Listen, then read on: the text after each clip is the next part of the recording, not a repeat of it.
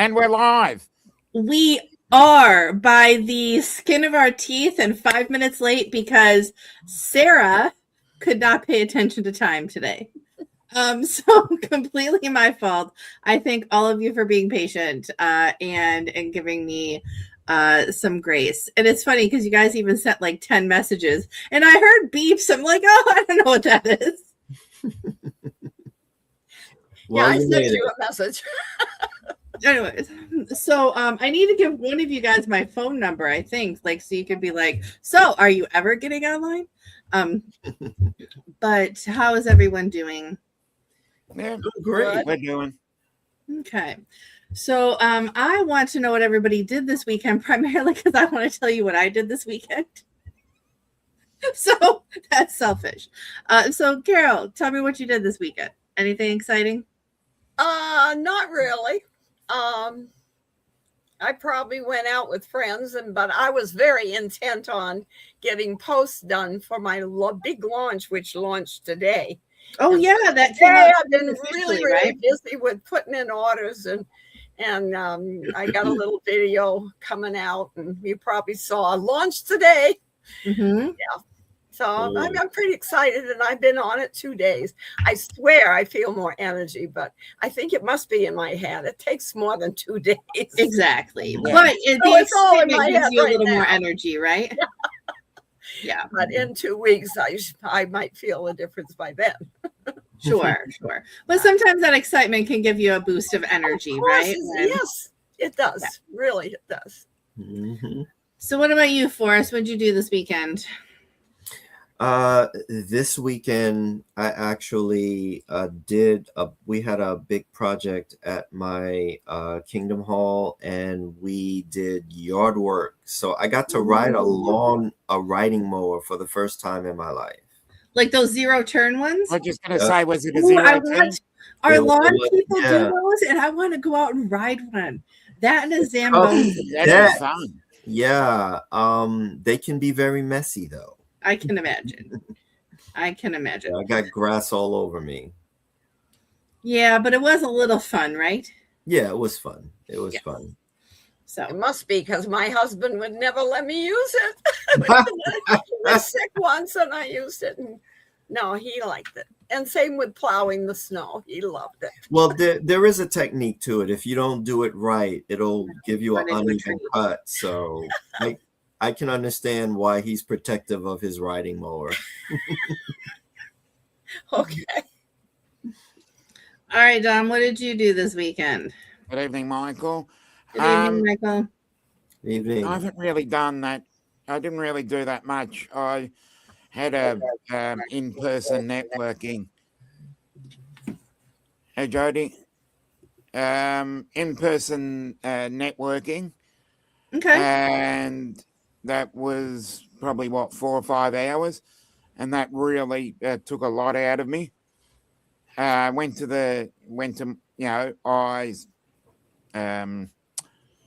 had a rest on Saturday. Went to my football on the Saturday night. Had a rest on Sunday, and finally saw the sun after probably 5 or 6 days. Wow. Well, I'm glad you found sun. And we're nudging the 60s. Just so you know. I have to go 1 minute. Okay. Just step away. I'm just trying to mute. All right, you're muted. Okay. So yes, you have had a problem with the sun this time of year. That is for sure. Are you saying 60s Fahrenheit to convert for us? I say it in Fahrenheit when everybody else is in the... No, I just didn't. I was like 60s Celsius. You're dead, maybe. I don't know. Yeah. I mean, borderline. I don't think you could go outside. So it's like those weathermen every once in a while where they mess up the temperature on the map, and they're like, "Well, everyone in Minnesota is dead," and then they go out. It says it's like 13,000 degrees or something. Yeah, as I said, I generally, when I get on a panel show with people from America, I always do it in Fahrenheit just to keep you happy. So you know what the hell I'm talking about. Much appreciated, Dom. But yes, the conversion does help for sure. And it's that time of the year when we're going to get near the 70s. Love it. Okay. So here is still hotter than Hades. And it was like 90 some the whole weekend, basically. So Forrest, you're going to get 90 some in a day or two, because you always get, if you're not I already. think I think Wednesday and Thursday it's gonna get warmer. We're not expecting it to be 90 some, so it's gonna cool down by a few degrees by the time it gets here. Perfect. Well, I'm happy for you, because Friday I was out and about. And I don't want to get political. So, I mean, if this isn't your cup of tea, then just go with its history. I went to the Obama Presidential Center and Library, and it was amazing. I want to go there. You really should. It was an experience. And we didn't even get, because it was hotter than Hades, we didn't get to a lot of the outdoor parts of it, because it's a huge kind of sprawling campus. So we did the library and then the indoor part of the presidential center, and it was, I mean, like I said, we didn't even see everything, and we only went to one floor of the library, and it was 4 hours. Wow. It's just huge, with so much to look at, a lot of interaction. And by the way, even the kid interaction stuff, they let adults do it. So, just letting you know, in case you want to go push buttons and learn about the amendments and things. Yeah. So it is very fun and very interactive, and lots of just things to look at. So if you have a chance to make it to Chicago, do it. But also, I do recommend that if you live close to a presidential library or presidential museum, because a couple of them have both. Like in Michigan, there's a Ford Museum and a Ford Library. And I've been to both. And yes, I'm a little bit of a nerd, but it's history, right? It's whether it's your political viewpoint or not, it is just really good history. And if we don't pay attention to history, we repeat it, right? Exactly. George So, Santayana said that. There you go. Yeah, that's why I want to get to the African American Museum in DC before they release it. I went to the Holocaust one, and oh boy, was that an eye opener. Yeah, I need to go there too. Oh, wow. There's a section in the Holocaust Museum dedicated to Jehovah's Witnesses called Yellow Triangles, I believe it's called. Oh. Purple Triangles. That was our symbol in the Nazi camps during World War II. I don't remember it, but I remember how subtle it was that they pushed people into a certain way of thinking. It was very subtly done, but pretty fast, but subtle. Scary. Yeah. Okay. Yeah, it's all history that we should be apprised of, for sure. It is. But I don't want to get too far into that. If we want to talk about historical places we've all been, we can do that on a different call. But we can do that another time. I do believe that Forrest has a topic for today. Yes, the topic for today would be, how do you successfully scale a business? And when I say scale a business, I'm talking about not only growing the revenue, because that's all part of scaling. Everybody wants to make more money.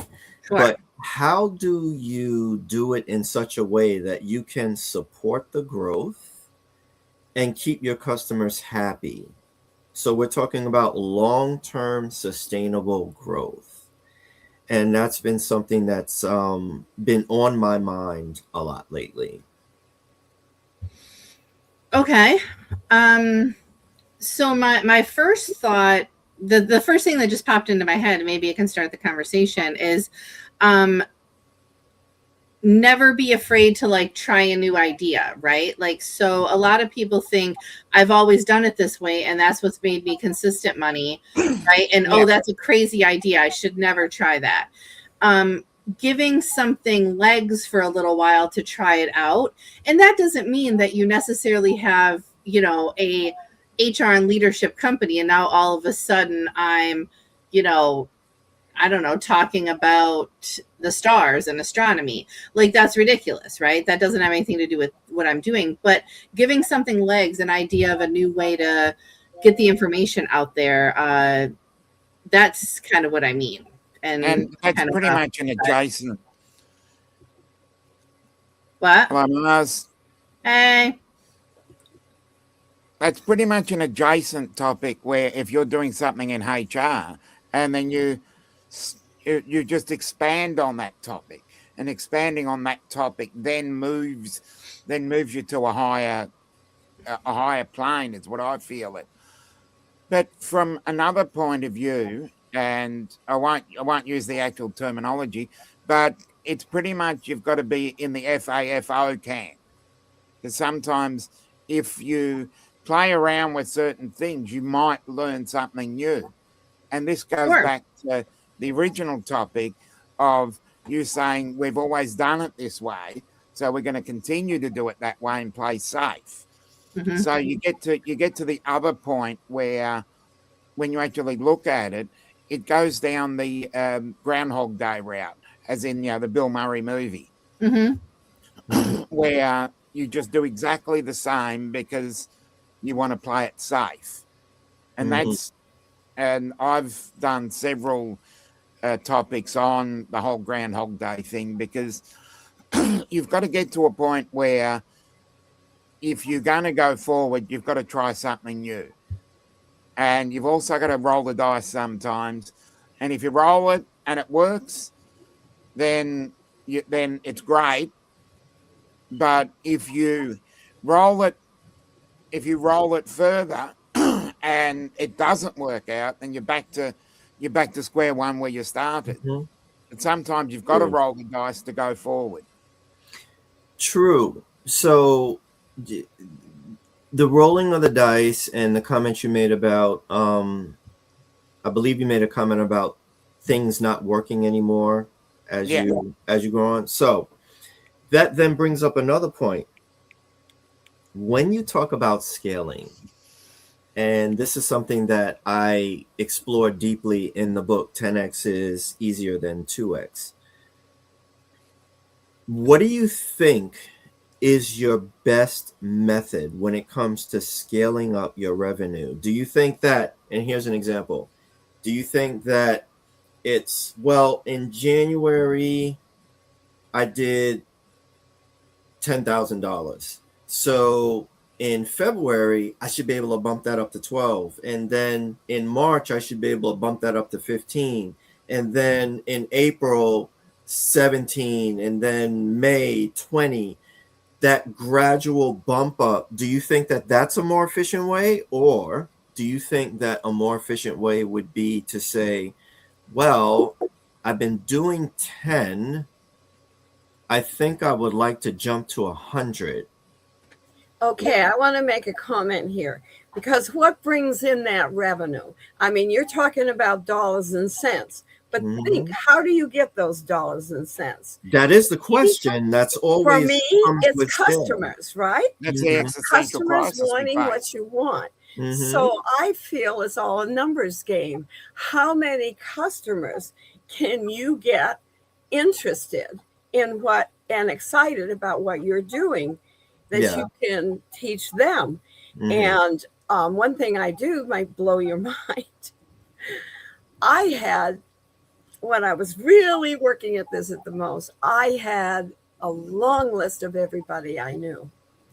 And because my other business is a dowsing business, I dowsed every single person.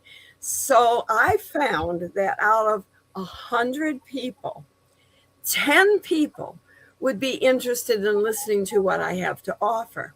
So I would find those 10 and not even call the others because it's wasting my valuable time. And sure enough, all 10 would be interested because dowsing doesn't lie. And so that's how I built my business, through dowsing and knowing that it's a numbers game. The more people you get, the more revenue. So instead of thinking revenue, I was always thinking, how many people can I talk to in a month? all right, how many can I talk to in a week and narrow it down? And if you were selling, let's say, vacuum cleaners or full brush or all these things that go house to house or used to, they don't get anything unless they sell something, right? So Sure. it's all about bringing in new customers. And you know, Right. if you want me to teach you to douse, I will teach you how to douse. But for me, that worked. It saved me a ton of time. And so I did really well. And yes, my volume of what I was selling it got very high. And I won some honors for highest volume in the company because I had a secret of Okay. dowsing. All right. And I didn't So, waste my time. so Yeah, you're At the talking same about time, just selling more widgets doesn't mean What that you're was that gonna again, Dominic? Say it again. just selling more widget doesn't mean that you're going to sell more stock. Doesn't mean that it's going to 10x your business because you did 10 times the amount. But you want to keep the customers you had too. Oh, And obviously. Yes, and usually if they felt a lot better, So- they would order again. And So I the was so thing- confident in what I had that most of them felt better if they tried a certain 2 or 3 things. Sure. So the way I look at this, though, is I agree, right? That you have to get more customers to make more money, right? You have to keep your current, you have to get more. There is a level a little bit, though, with what Forrest and I do that eventually we don't have the same customer, right? They might get another product that we have or something to that effect. But a lot of times we want them to, get out of the nest. Right, like for lack of better terms. At least I'm speaking for myself. Forrest can look at his from a different point of view if he wants in a second. But for me, when I get a client, right, eventually I want them to get out of the nest and refer me to other people. And so, how do you get those new customers? And I know how I have been working on that, but how do each of you, like, what is one tip or trick that you can give to people watching of how to find that new customer, at least within your industry? Give them an incentive. Like they get $10 from the company and $10 from me for referring someone. The person That becomes that a referral system. refers the person, so they get $20. Sure. And I haven't pushed that enough. I think a lot of them have forgotten. And that is a good way. Plus, the new customer, because they were on a referral, gets $10 off their first order. So, yeah, it's kind of a win-win. What about you, Forrest? What's your main tip or something you can give people to find that new customer? Well, there's 2 things. You want to get testimonials because Sure. those are powerful. And if at all possible, don't let it be a written testimonial. Let it be a video testimonial. Then nobody can say, oh, you just made up that person's name and wrote it and stuck it on your website. A video testimonial, at least for the present, is pretty reliable. We all know there's AI out there, but we're still going to go with the video testimonial. Well, and you can always take a quote out of that testimonial too. Like if you want it to be written somewhere. Yeah, you can know do what I'm that. saying? Yeah, definitely. The video gives that double-edged kind of concept of Right, usefulness. right. And then the next thing that you want to do would be similar to what Carol does. What I do is if you refer someone to me, then I will pay you X amount depending on what package they get from me. Now, what I'm doing, right? Bless you. Excuse me. What I've been doing, working on lately, I should say, is formal affiliate links. So I want to get a system in place where I assign a link to you. And when you publish that link out there, if somebody clicks through to it, it gets tagged with your name. That way I know that even if a year from now that person decides that they want to buy something from me, then I know, oh, that person came through Carol, that person came through Dom, that person came through Sarah, and I will pay you accordingly. So incentivizing is good. getting more customers is good, but there's something else when where time is limited. For instance, when I first started this, my goal was charge X amount of dollars an hour, get a bunch of clients, and make a lot of money. Time is finite. At most, you have 12 hours in a working day. To be practical, you've got Sure. 12 hours in a working day. In that day, you have to do admin stuff. You have to create content. You have to schedule sales calls. You have to close people. Then you have to actually work with the people that you work with. So a tiny percentage of your day can be devoted to actually fulfilling customer orders, whether that order is a product or service. So when I talk about scaling, I'm talking about how do you ramp up your revenue knowing that time is finite? Mhm. What you do. So in Carol's situation now, I don't know with dowsing how you work with people. Do you do it in a group? Do you do it one-to-one? Oh no, I take the list and I go down through the list and douse. Would they be open to what I have to offer to Okay. feel it better? Yeah, that's Right, how. right. So I'm talking past that. All right. Okay. So you've gone down the list, you've got the people, you've got the actual clients. How many can you handle at one time? Well, I always did only 3 a week because I Okay. only could do it justice if I All right. did 3 a week. So That was my goal. So then for you, scaling would be how do you break past 3 a week? Because you're self-capping your business when you say I can only handle 3 a week. So then the question there would be, in order to scale your dowsing business, how do you make it so that you can handle more than 3 a week? Or Maybe once you you'd have to become more efficient. Or could you bring people onto your team? I do. Well, I do have teams, there's and my goal is to get them self-sufficient so they can run their own business. But they're under me until they can learn, and then they go out and do their own thing. And do Okay, you get a so- percentage of that? Yes, I do. and you Okay. get that percentage in perpetuity? Yes, All right, money. cool. So then there's your scaling thing. How about you, Dominic? How would you scale your drone business? There is the other topic we haven't discussed, AI agents. Okay. So Because what you can do now with the technology we have, you can actually turn them into workers for you, and you just let it go in the background, and it does basically everything for you. that's part of it, yes. Yeah, and I had a good experience with that last week because I actually used Claude to prospect for me, and it was incredible. Really? How'd that work? It worked beautifully. And the beautiful thing about it is I just thought to myself, what can I use Claude for? And I said, okay, Claude, I've heard some chatter about using Google Maps to prospect. And Claude said, yeah, that's something you could do. So I gave Claude the parameters of my ideal customer.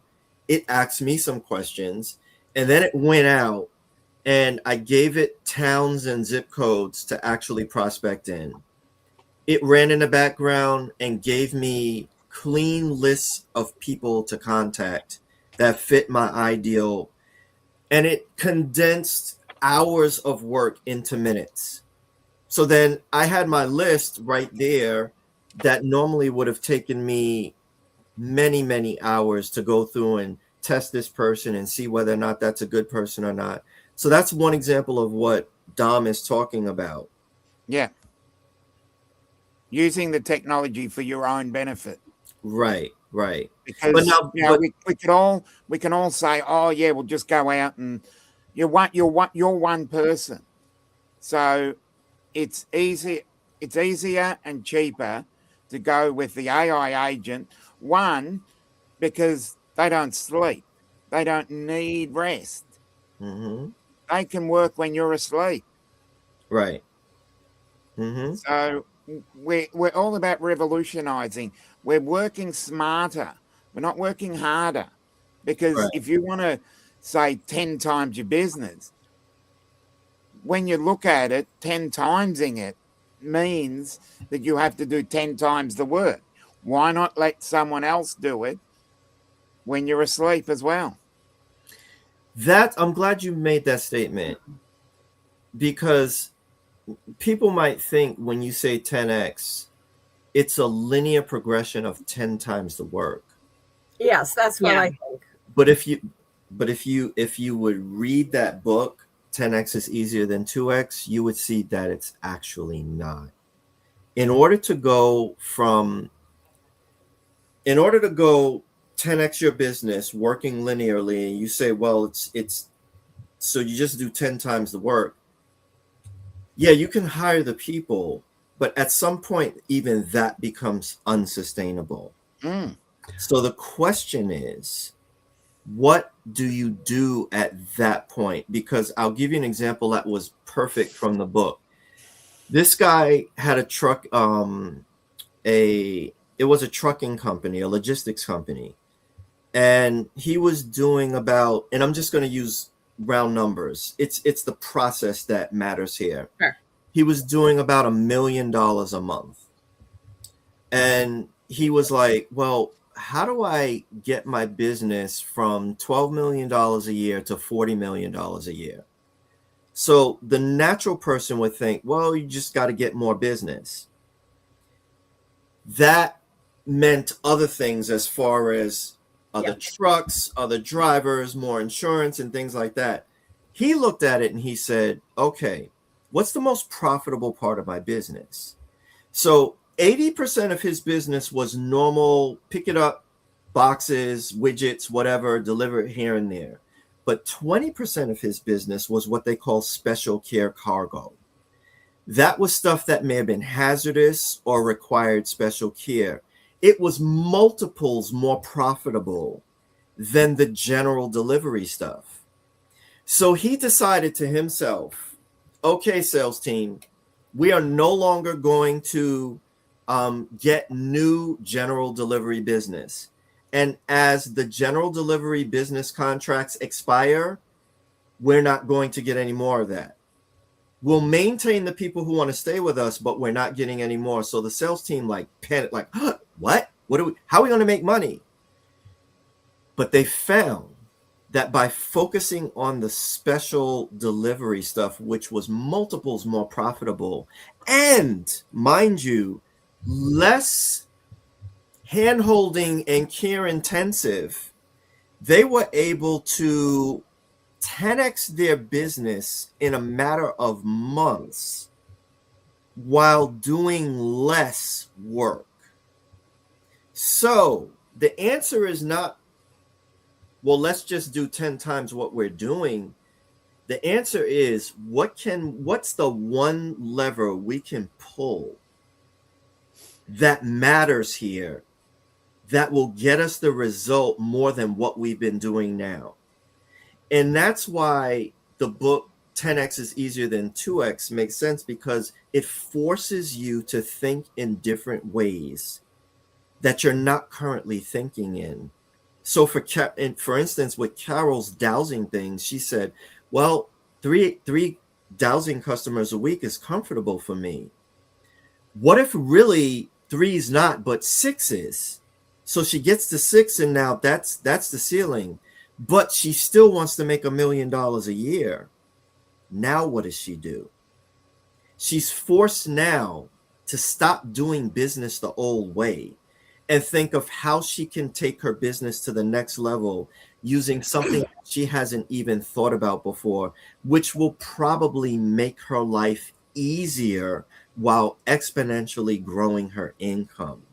Mm. And that's the real key to scaling. Finding the one thing that moves the lever multiples rather than just doing business as usual.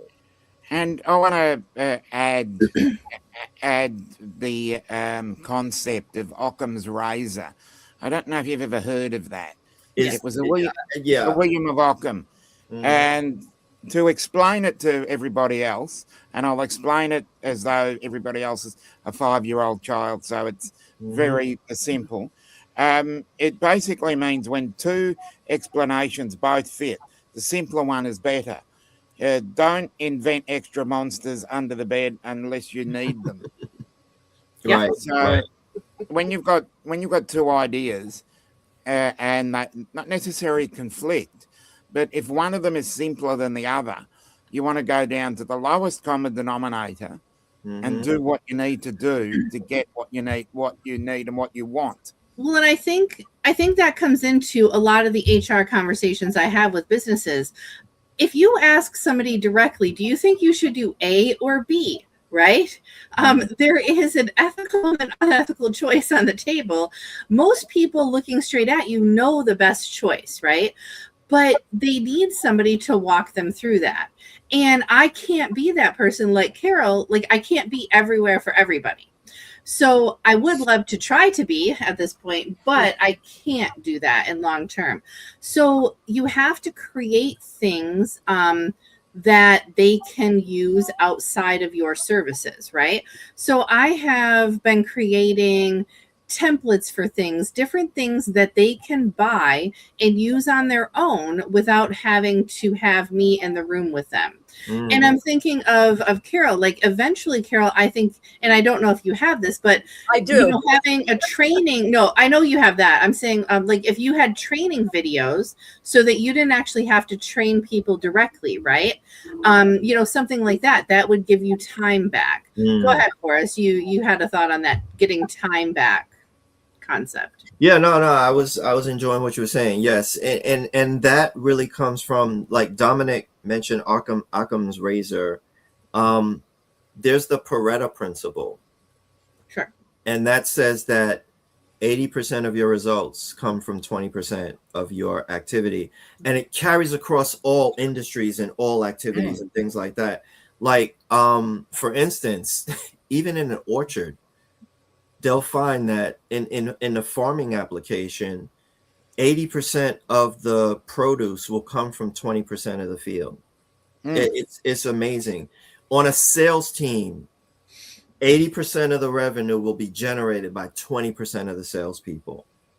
So it's just like this proven principle, the Pareto principle. I had to look it up. Pareto principle is it carries across. So the question is that you ask yourself when you're looking to scale, or even when you're doing each one of your daily schedules, is what is the 2 or 3 things, or even the one thing that's going to move the needle the most today? Mm-hmm. And I have discovered recently that I was spending too much time creating content. Okay. For the return that it was giving me.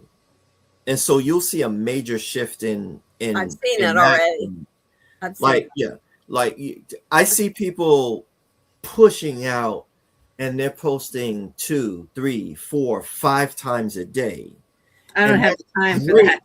that. That's great if it's getting you an exponential return. But Yeah. if you're doing all of that work and it's still not moving the needle, then you're focusing on the 80% of stuff that's really not moving you anywhere. And then that also brings us back to the Eisenhower matrix of priorities as well.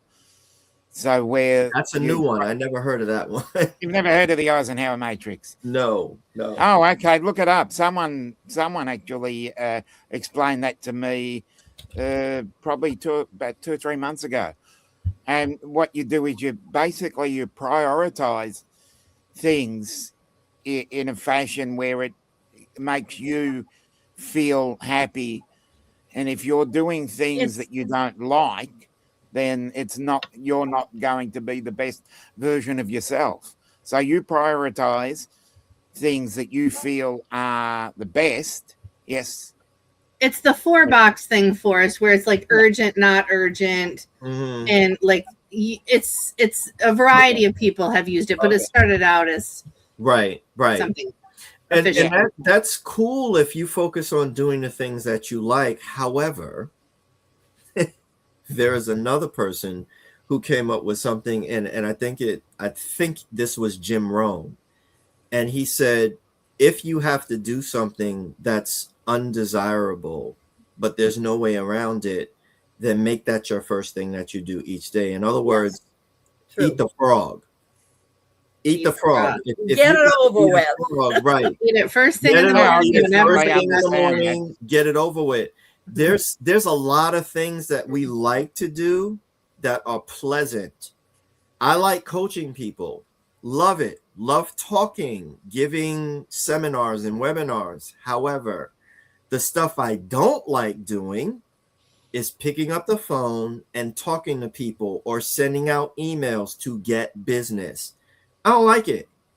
I'm gonna be very honest with you, and I dare you to find a large percentage of entrepreneurs out there who are like, "Oh, I love looking for new business. It's the thing that makes me get out of the bed every morning." Get out of here. No, Nobody Yeah. likes it. right? But you have to do it, or you don't have a business. That's right. And if you don't do it, there goes the business. Exactly. There goes the So, business. yeah. So now you may not be the one that does it. So if we follow Dominic's principle, maybe you say to yourself, I hate this. I'm really not good at it. Now I'm going to pay somebody to do it for me. Sure. And then you can either set up an AI agent to go do that prospecting for you, or you hire somebody who is expert at building those systems that can go out there and prospect for you. Then it's getting done, and you're staying in your strength where you are, which is another part of scaling. And that is staying in your lane and trusting other people to do the things that they're better at than you are. And I 100% agree with that, because one of the things that I have been doing in the last 3 months primarily, and I will be exponentially doing it more, is partnering with HR firms that handle the big things in like fractional HR. Because what it is they have a lot of clients that come to them that aren't ready. And so now my services get you ready for your first hire. Right? These fractional companies come in and they want everything kind of set, and they just take over. And so I'm now getting referrals for those things.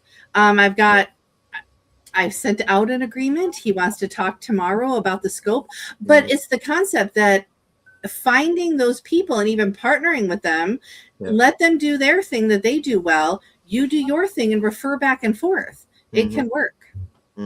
Yes. Yeah. So I like the idea that you had Claude doing a lot of the prospecting. Yeah. Sure. And you probably pay for your Claude. $20 a month.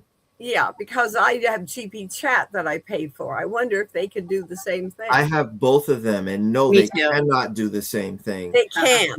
Claude has this function called co-working, and it allows it to do things in the background and manipulate the tabs that it's in.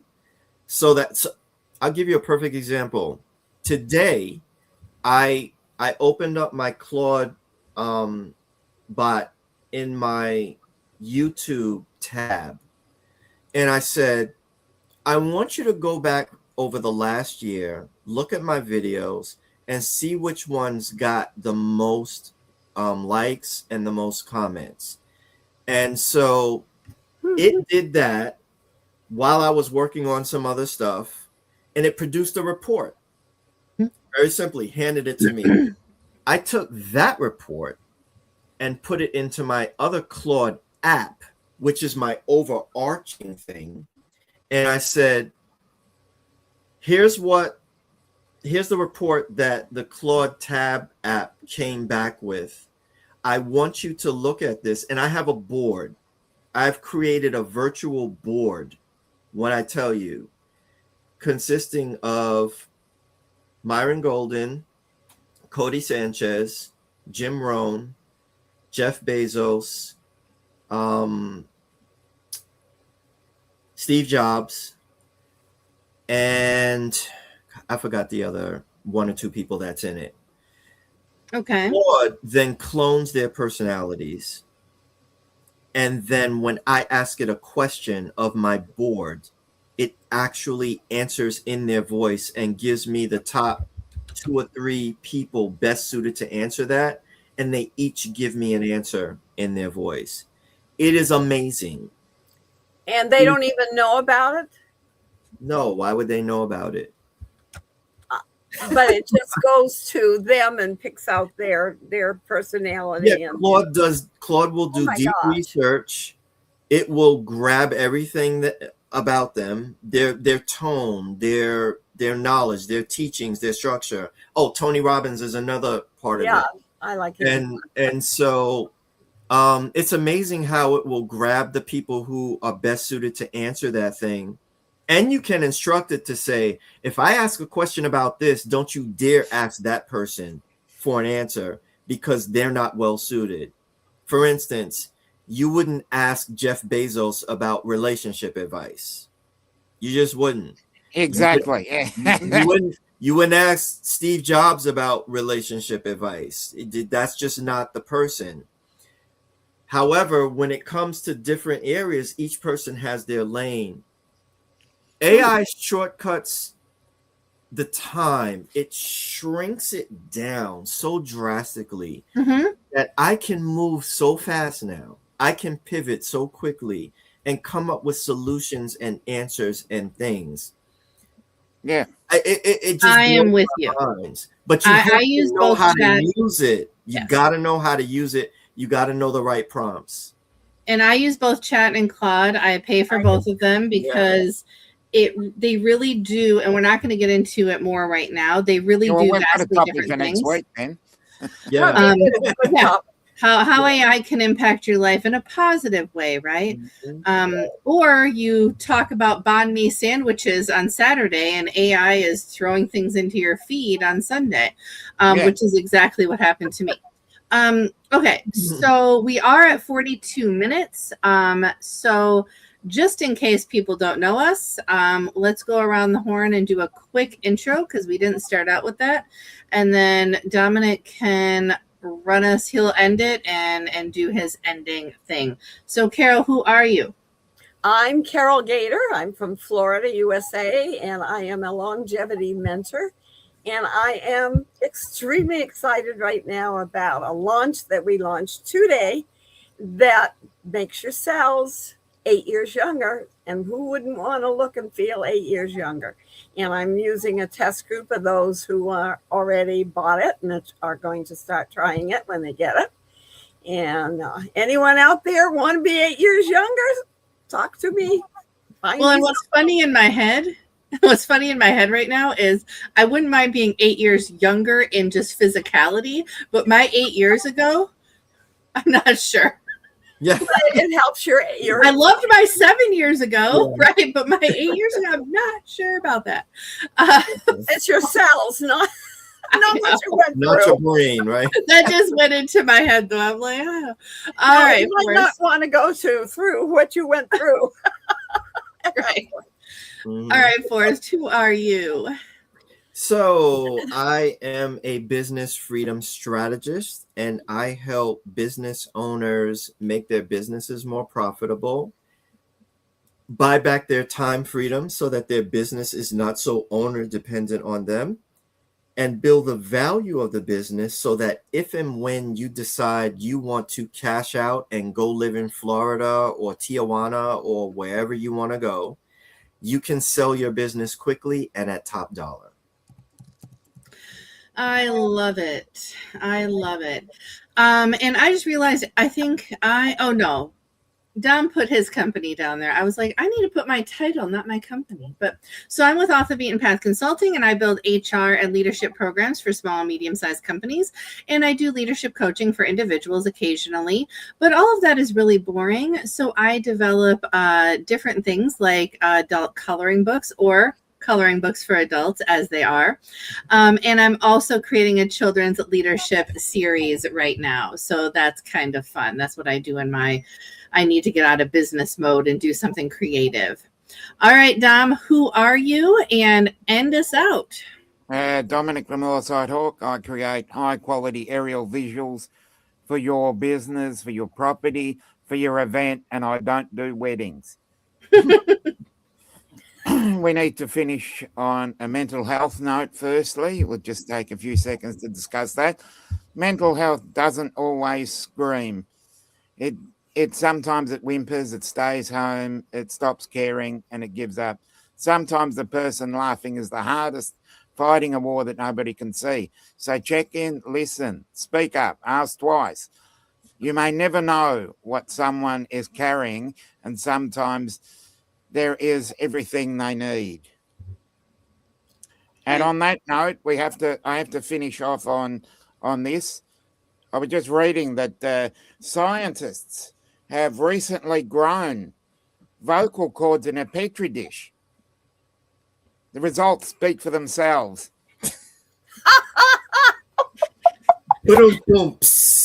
Bye, everyone. Oh, that's good.